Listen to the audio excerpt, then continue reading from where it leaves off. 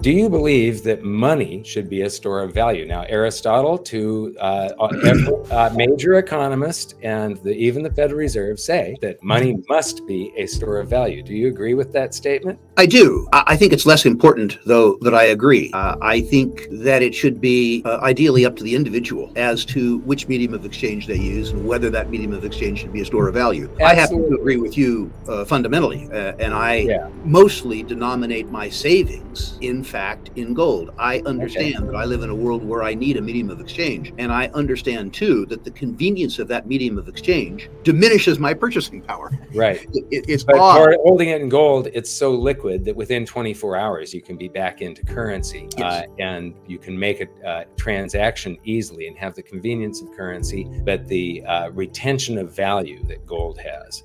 So the next question is there inflation?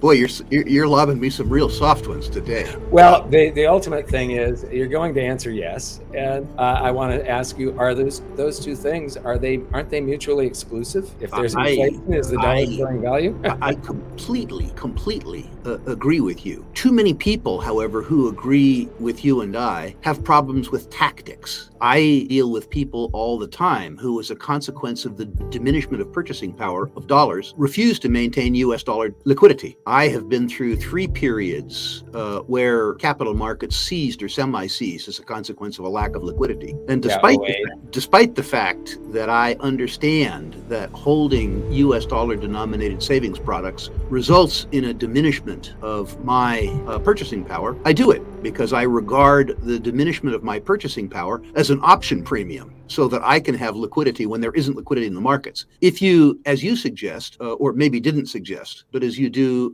as I have done, where you have some of your liquidity in gold, you need to remember to be able to sell it. Too many people that have a slavish adherence to gold won't sell it when it has performed as a store of value and other asset classes become cheaper. If you regard gold as a liquid asset, you have to remember in periods like 2008, when you have a 50% decline in major equity indexes, that if you regard gold as liquidity, you have to use it as liquidity. There are too many people who say, I bought gold for $700, or whatever the number was back then. It's now $620. The Dow has fallen by 50%, and you won't accept a 15% loss on your gold to use it as liquidity. It's very important, if you're regarding gold as liquidity, to use it as liquidity. It is great cash, but it's volatile cash if you denominate your living and your standard of living in U.S. dollar terms. Yeah, well, I try to, everybody uses the dollar as a yardstick, and it makes a lousy yardstick, but that's what everybody uses. And so I do as well, but every once in a while I try to take a step back and say, what is this priced in gold? What is this priced in silver? Because those are my major investments. And let me see. So,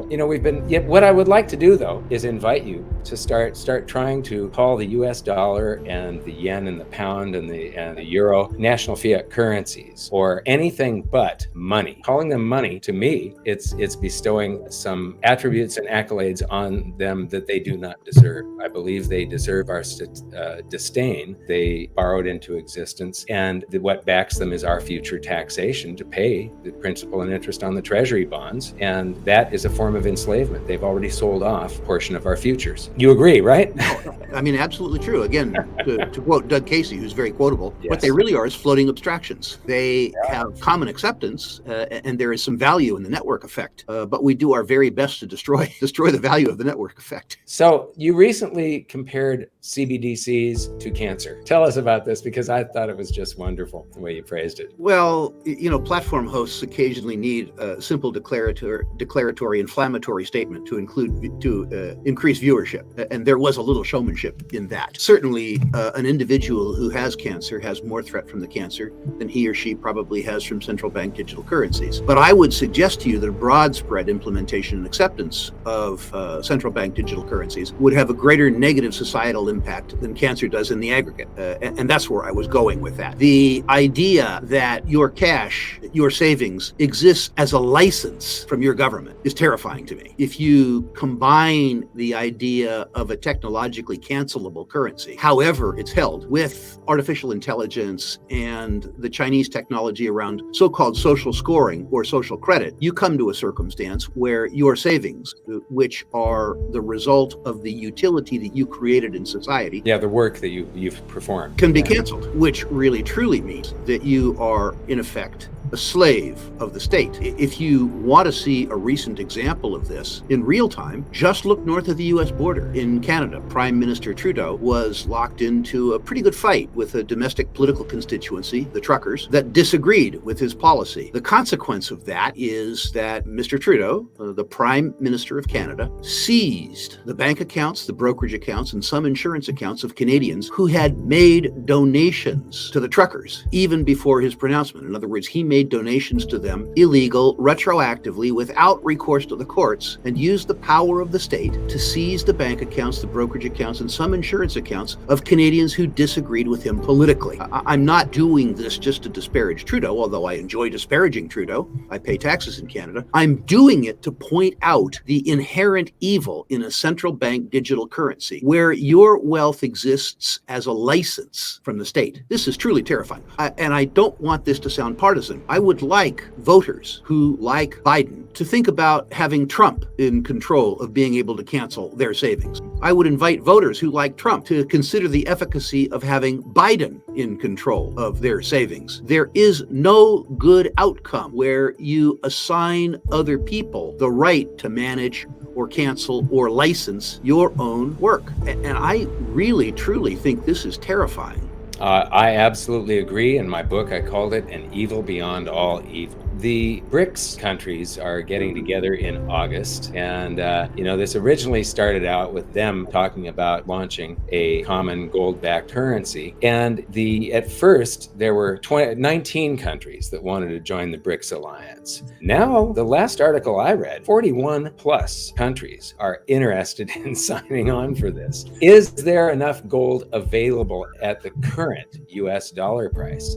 If it was, I know you've said that it probably won't be truly gold-backed, fully convertible. However, if it were to be truly gold-backed to support all of that trade, wouldn't the gold price have to be far, far higher than a multiple? The simple answer is yes, but let's go a little deeper. The common currency of the BRICS, as it's envisioned by China, is not a currency. It's a settlements system. If you were going to have a currency which supplanted the domestic currency of the potential signatories to the BRICS agreement, the amount of gold that would be necessary to back a currency that was a medium of exchange for ordinary citizens in ordinary day-to-day transactions would exceed the value of all the gold on the planet, never mind the gold controlled by China and Russia and India. I think what the sober proposal of the BRICS would be to establish what was in effect a bank with their gold reserves, where the individual companies had drawing rights secured by their gold and settlable in gold, so that the net differences at the end of a quarter, as an example, in trade balances between Russia and China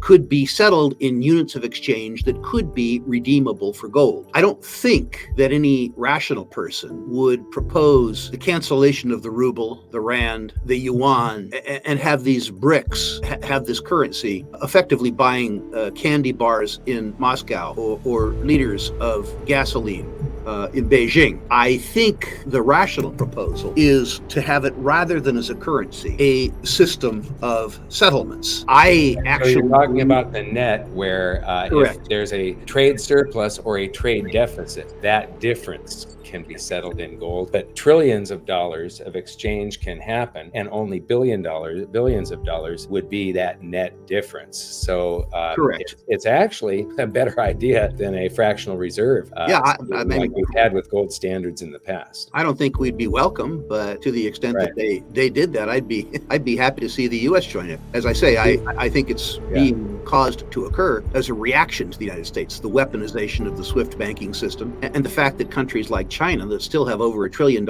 in U.S. treasuries, understand that the deterioration of the value of the purchasing power of the U.S. Treasury relative to the interest rate that they get paid means that they're suffering a 3.5% annual diminishment in their purchasing power by holding U.S. Treasuries. I can understand from their point of view, in the scope and scale of the size of their surpluses, that they would rather hold gold. It also protects them from the extraterritorial imposition of U.S. will. I'm not defending the actions of the Chinese state or the Russian state or the Iranian state or the South African state or the U.S. state. But I understand that from their point of view, a multipolar world is preferable and probably more stable than a unipolar world, particularly when the people who control the unipolar world are at least unofficially declared enemies of yours. I can understand from their point of view why they would want to do that. I can also see why they can't willingly give up their own national currencies, because a national currency affords you the ability to be able to inflate, and you get into a war, you inflate, which confiscates the wealth of your own citizens and transfers that purchasing power to the government. So it's all stolen purchasing power. But if they went on a common currency, it